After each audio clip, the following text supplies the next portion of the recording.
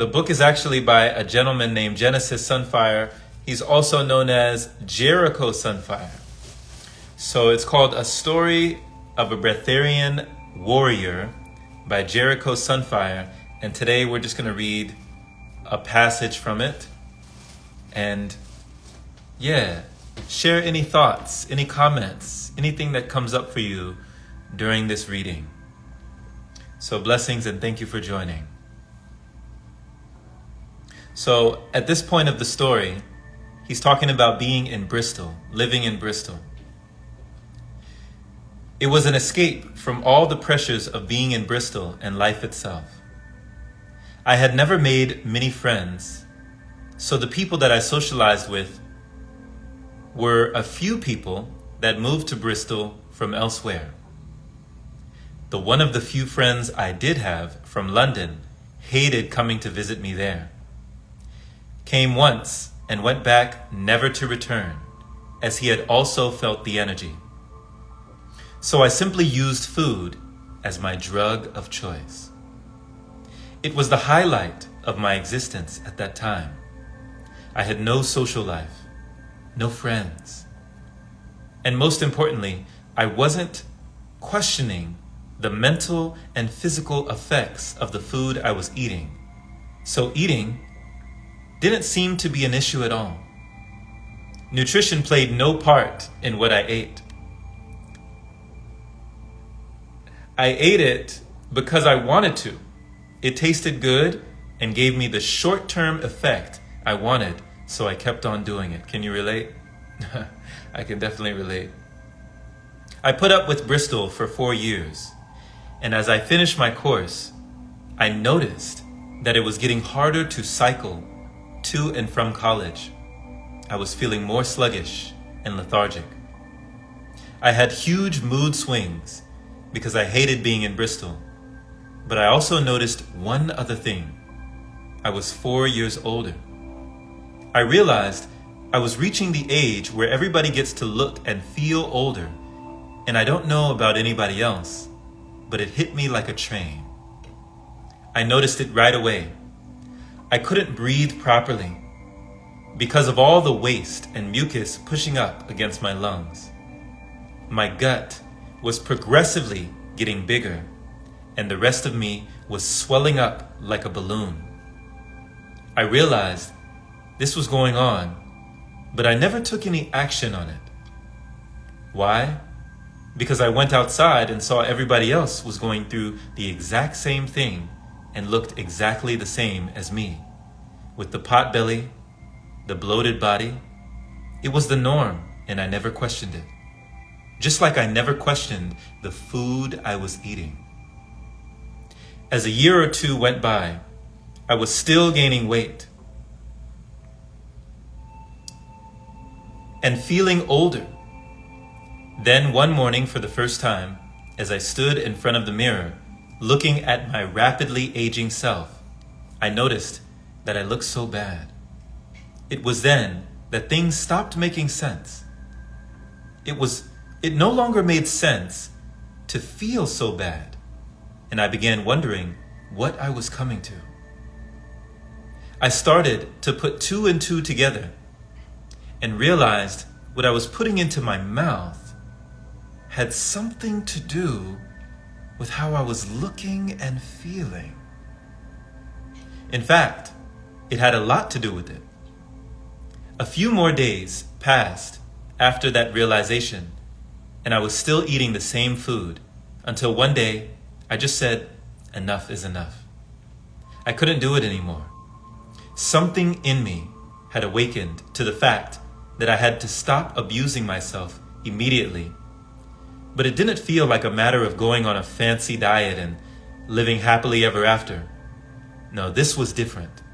This alert came from deep within. It was like a siren going off in my soul that wouldn't stop unless I took action. I felt like I couldn't eat another cooked meal, and at the same time, I had a very strong craving for fruits all of a sudden. Which was very strange, because I never had fruits. I could eat whole extra large apple pies, but never the actual raw apples. Can you relate? I remember those apple pies at McDonald's, Mickey D's apple pies with a large side of fries. For the first time in my life, I felt that I could only explain a spiritual awakening. So for the first time in my life, I felt what I could only explain as a spiritual awakening. I had no spiritual background or practices, so I never knew what to make of all this. I never had any spiritual idols, never went to church on a regular basis. I never chose this special journey or to go so far against the grain. It chose me that morning. To this day, I feel extremely humbled to have awakened to my calling by what I call a higher source. A calling that I had to choose to decline or accept. Kind of like Mission Impossible, right? This is your mission, should you choose to accept it. You ever seen that? If I declined it, I would condemn myself to living the life everybody else lived, which was one of eventually pain and decay, which would still be good for the world because I'd be showing an example of how not to live. If I accepted, I would be facing a lengthy period of emotional purging, uncertainty, confusion, and a life of going against everything that society held to be true. But in the long run, it would be showing a positive example of how to live.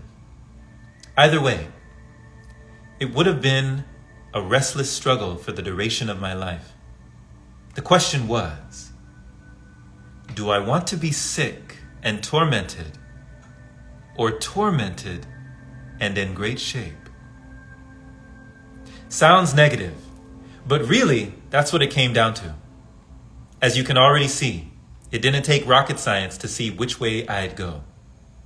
I wanted life, and staying healthy was all about peeling back the layers of my life in order to experience rejuvenation and taking the various steps closer to my original state, which to me was the best thing I could ever do for myself.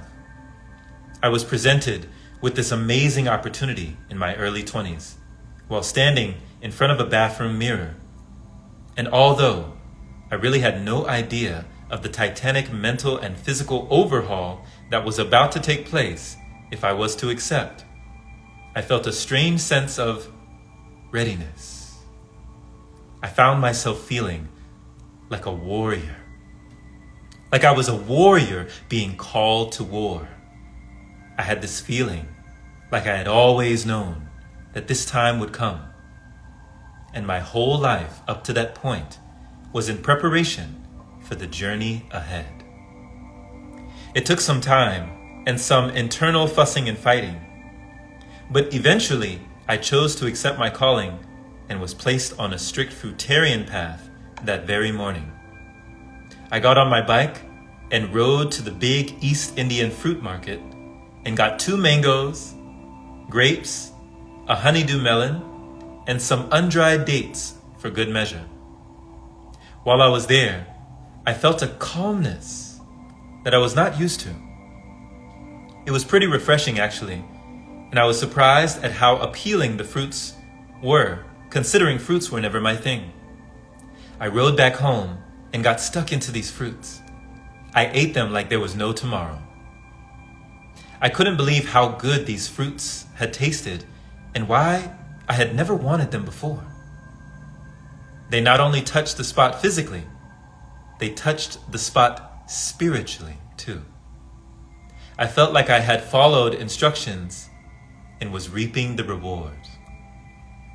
Over a very short period of time, I was exposed to a feeling of well-being that I believed was my birthright. It just felt right. I then realized that the same cooked food I was eating that was supposed to be so healthy was the same food that was killing me slowly. And that getting off of cooked food was going to be the key to taking back my health and experiencing rejuvenation. Basically, I just followed my intuition, got off cooked foods for that day, and pigged out on fruits. I say for that day, actually. I enjoyed it so much, I did it again and again. And before I knew it, I became a fruitarian. It was great. I was so excited. I wanted to share my health discovery with anybody that would listen. I thought I had finally found the holy grail of health. But needless to say, I was met with extremely strong opposition and ridicule simply because I chose not to eat cooked food. I quit many times on the way for many different reasons, but mainly because I had no idea what was in store for me or how titanic a task getting off cooked food really was. Luckily for me, my intuition would never let me quit for good.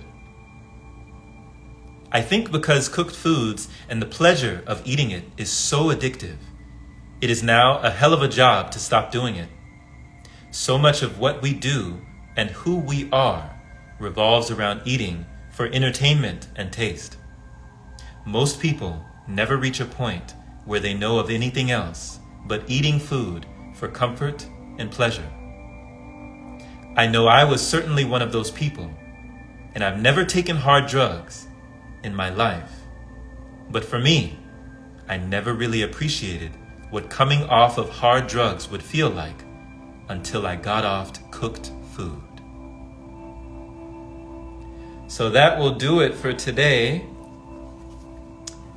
The excerpt here from a story by Jericho Sunfire. It's a story called The Story of a Breatharian Warrior. And thank you so much for listening. These have just been a few passages from these readings as we've been proceeding. Some knowledge and wisdom of the ages from some of today's modern sages. Once again, this has been Jerome Shaw with the Pranic Pages.